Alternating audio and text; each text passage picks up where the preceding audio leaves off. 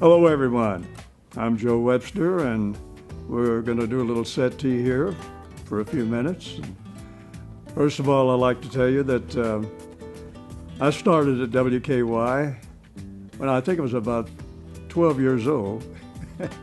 It seems like it was 12, no, but it was early, and we were one of the first to be on television because we did the radio, and when television came in and WKY was the station, it was natural that they would be doing the television also.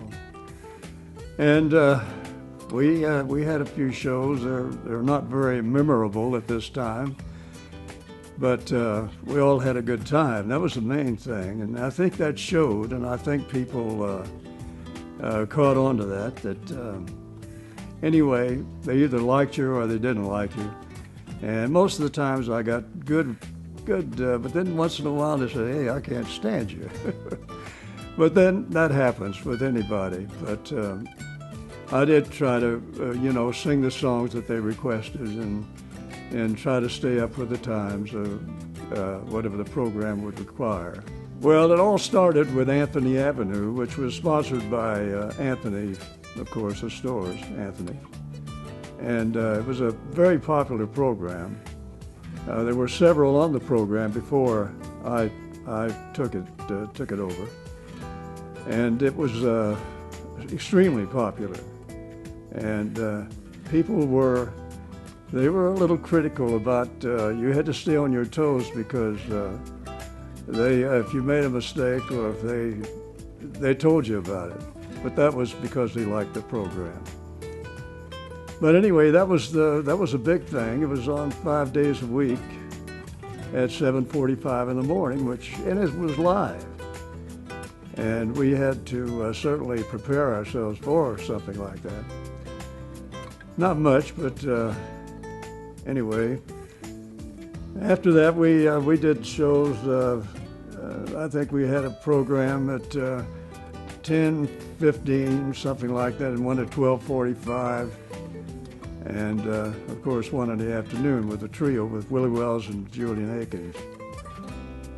But Anthony Avenue was the most popular program on the air at that particular time, so I had a real good start. I replaced Mike Douglas, who went on to do many things in national television. And I was very happy to be doing what I did because our program was one of the most popular programs on the air at that time. It was heard, couldn't see us then, but it was heard by many, many people. And so it was a very, very popular show, and we just had a lot of fun doing it. Then we started, television came along, and we didn't think, because we were all radio people, we weren't too interested at that time about television because we were into, our work there at the station doing radio programs. But when it came in, and no one knew me when I was on radio. I could say, well, yeah, I'm Joe Webster, or when I talked, oh yeah, well you're on the radio. But I was on television for about 2 weeks, and everybody in town, hey Joe, I saw you on television. I thought, man, this is a pretty good deal. Now, if they'll pay me for this, I'll be very happy. But no, they were very good about that. But anyway, we did the Anthony Avenue at 7:45 in the morning, which after you get used to it, you get up and you get dressed, and you're on the air at 7:45, and like I said, it was a good program and good experience also. So actually, then television came in, and we really had a ball there. We were on all of the programs, I think. We had a barn dance type of show where I could do all kinds of vocals. On Anthony Avenue, you were more or less selected to do the most popular ones of the day and that type of thing. But on the barn dance show, we could do country and western, which I like very much. and a lot of stuff with Willie and Julian on, with them singing behind me or singing as a trio, and had a great time. When we moved to the Civic Center from the station, it was quite an experience, but we had a heck of a lot more room there to operate. But it was a new thing, and everybody, if they had any ideas, they were accepted, because we didn't even know what was happening hardly. But whatever worked, we'd do it again. If it didn't work, we'd forget about it. But we had a lot of good people to work with. I worked with Helen Webb for a good deal of the time on radio and television. While we're at the Civic Center, I was just looking at some of these pictures, and it brings back a lot of fond memories.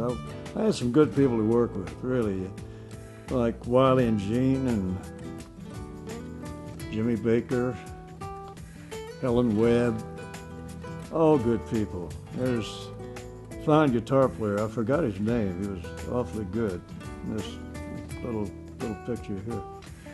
But I do country and western with the Merit Feed Serenaders. I think they were called that at that time.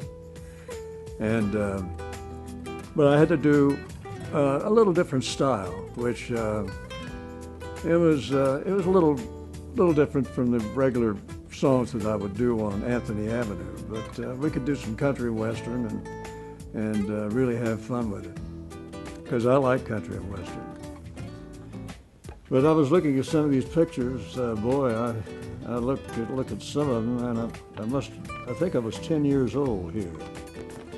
And here's one with, oh yeah, that's Lucille and Louise, right, with the Serenaders, and Jimmy Baker, and Ellen Webb. And I don't know if you can see this out there, but this is a televiewer with yours truly on the cover, and Helen Webb. And another one here. And by the way, this was back in those days, that was only 15 cents. Ooh, what a bargain. And there's the old man right there. Boy, I was young. My gosh, can't believe it. But when you have people like Helen Webb and the Serenaders and good people with the station working with you, it was a joy. I had fun every day and looked forward to it. Looking through also, here's some more of these beautiful things here. Here's one of Ben Morris, and it shows us doing the Anthony Avenue program, which was on the 745, as I mentioned, 5 days a week. Then we had other things at 10, 15, and 1 in the afternoon. And then we had the Barn Dance show. I think it was on Thursday night. But good people. There's Al Good. I think you can see that. Can you see that? I think you can. Al Good and the boys. Here's Ben Morris. This was taken, I think, one of the mornings we were doing Anthony Avenue. And musicians, Julian and Willie C. Coy Evans.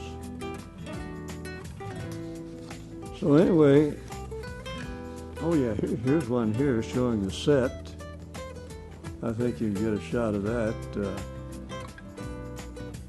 showing the complete set, the whole, I think that was Studio B, I think, or maybe that was A. Anyway, they're at WKY. Look how big that camera is. Boy, that was a large one, wasn't it? But that's what they had in those days. But all in all, I wouldn't trade any of this for anything, and these memories will be with me until that day. I enjoyed everything the people I worked with, and I had some wonderful people to work with. It's not counting the people that would come in as guests and to talk with them.